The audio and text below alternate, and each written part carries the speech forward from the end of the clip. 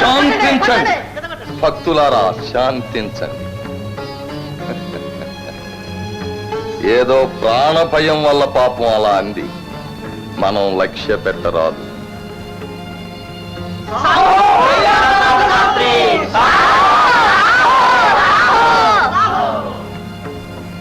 చూశారా, 10 మంది విచారణంటే ఇలాగే ఉంటుంది.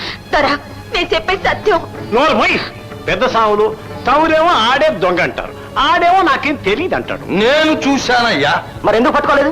ఆ నాకెందుకు లాక్కోలేదు? వాడు పరిగెడుతుండగానే చూశాను. చాలా మంది చాలా పనుల మీద పరిగెడతారు. వాడు గుళ్ళో లింగాన్ని తాగ్గానే పెద్ద మంట వచ్చింది, నేను ఇంటికి పరిగెత్తాను. నేను కూడా దొంగలు కావచ్చుగా? ఏంటి? నేను ఆ సంగతి అమ్మకి చెప్పగానే మీరు నన్ను గదిలోకి తోసి గొళ్ళెం పెట్టి కోళ్ళలో పరిగెత్తారు. మీరు కాకూడదా దొంగలు? కాశీ, హద్దు మీరుతున్నావు. ఇంకా మీరు రెడ్డి గారు, ఇలా కప్పల తక్కిడలా ఎవరికి తోచినట్టు వాడు వాగుతుంటే ఇక ధర్మ నిర్ణయం జరిగినట్టే. పైగా నా కోవెల ముందు నన్ను అనుమానించడం, అవమానించడం చిచి నేను అనుగ్రహించలేను. తౌర్ని అవమానించడం ఎంత మాట! ఆడు దొంగని తెలిసి నగ రాబట్టుకోవడానికి మార్గం దొరక్క తందండి, చావగొట్టండి. దాన్ని వాణ్ణి నిజం చెప్పేదాకా కొరడాలతో రక్తం కారేలా కొట్టండి. దండం దశగుణం భవేత్ అన్నారు. తంతేనే నిజం బయటపడుతుంది, హారం మీ కాళ్ళ ముందు పడుతుంది. ప్రభు, ఆ మార్గం నాకు నచ్చింది.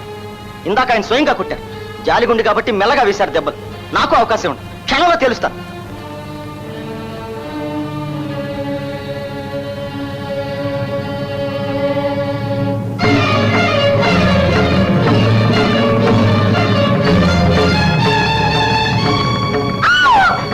నిజం చెప్పు, చెప్పు చెప్పు.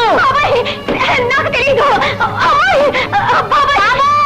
దాన్ని కట్టకండి బాబు, దాన్ని చంపకండి బాబు. నీ తల్లి లాంటి బాబు. అవును బాబు, నీ తల్లి తర్వాత తల్లి లాంటి బాబు, కాశీ బాబు. ఇదిగో ఈ హారం, ఇదిగో కావాలంటే తీసుకోండి. ఇందా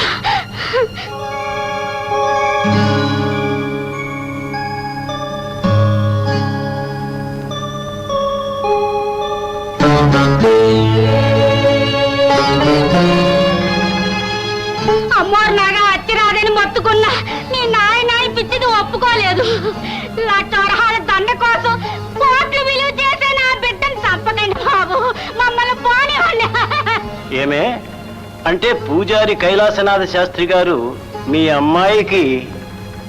అమ్మాయిని రెండో నిజమే మహాప్రభు, మమ్మల్ని పోనండి బాబు.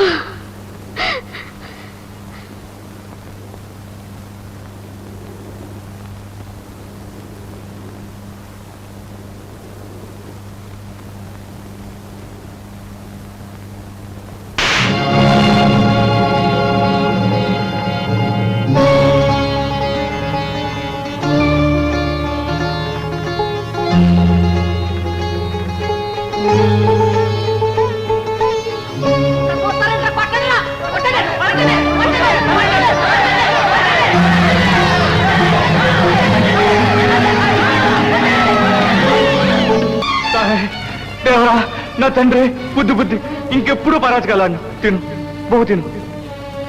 కనగుట్లే తేనేది సామే, అలిగా ఆవలకి చేసావా? వాళ్ళు ఎత్తుకుపోయారా? చెప్పు సామే, పన్నెత్తి పలుకు, కన్నెత్తి చూడు సామే.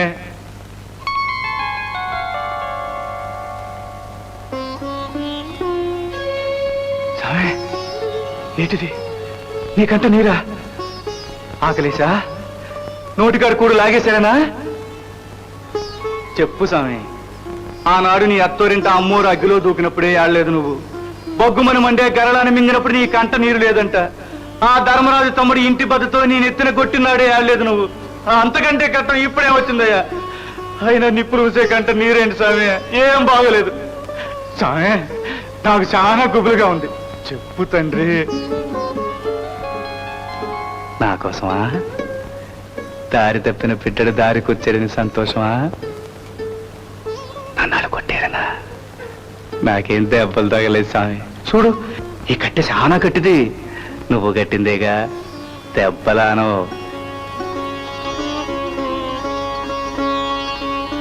ఇది నవ్వు కాదు, ఏడుపు కాదు. అలాంటి కన్నీరైతే ఆకంట కూడా ఉండాలి. నాలకపడి ఉంటుంది పాపం.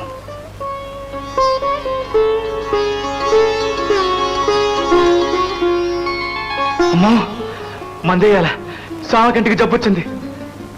ఇంత ముదిరేదాకా బాధ అనుకున్నావా స్వామి? స్వామి ఓ సిడికి చెప్పి నిప్పుకాయ పసాకి తెస్తా. ఇక్కడ ఉన్నట్టు వచ్చేస్తాగా.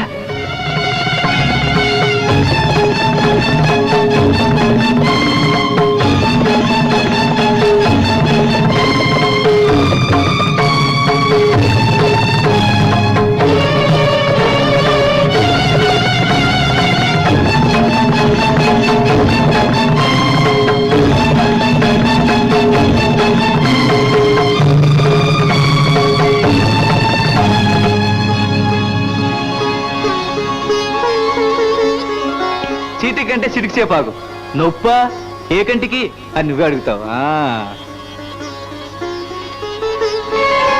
ఇదేంటి మందు కూడా చెప్పిందా? బెడిసిందా? నాకేం దారి? నా తండ్రి ఇలాంటి పని చేశానేటి? కళ్ళు మొత్తం పాడు చేశానా? సగం లోకం చీకటి చేశానా? సగం లోకం చీకటి చేశాను తండ్రి. తెలిసింది తెలిసింది. కంటి కన్నే మందు నా కన్ను. నాదేటి ఇది నీదేగా. ఆ కన్నుకి ఈ కన్ను మందు. ఉండు స్వామి ఉండు.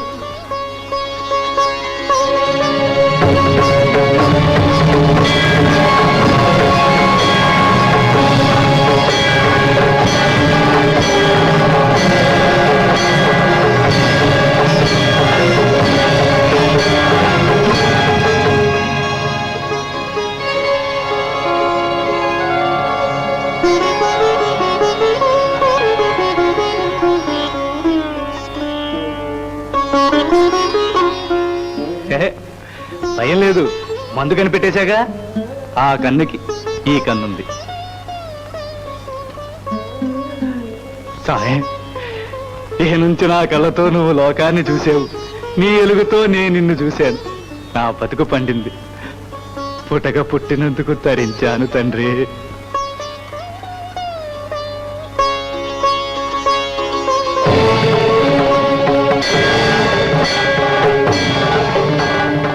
మరి మూడో కన్ను నెత్తురొత్తే ఎలాగా అనుకుంటున్నావా? సామే మూడో కన్ను నీకే కాదు నాకు ఉంది. నువ్వే చెప్పావుగా మూడో కన్ను అందరిలోనూ ఉంటాదని, చిన్న దీపంలా లోన వెలుగుతుంటాదని. కన్నేటి ప్రాణానికి ప్రాణమే పెట్టేస్తా. కానీ దేవరా, ఒకవేళ నిజంగా నీ మూడో కన్ను నెత్తురు చిందితే నాకు తెలిసేది ఎలా? నా రెండు కళ్ళు పోయాక మూడో కంటితో నిన్ను చూడడం నాకు తెలియదే. ఏం దారి దేవరా? ఆయన ముందు లేపు తగ్గనే.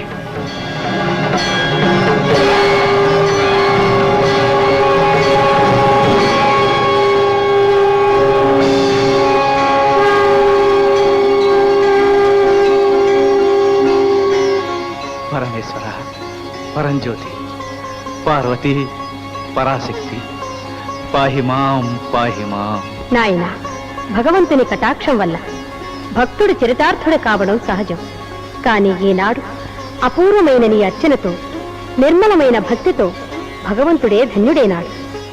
కన్నులర్పించి పూజ చేసిన నీవు నేటి నుంచి భక్త కన్నప్ప అన్న నామధేయంతో ఆ చంద్ర తారార్కం భక్తజన హృదయాలలో వెలుగొందుతాం.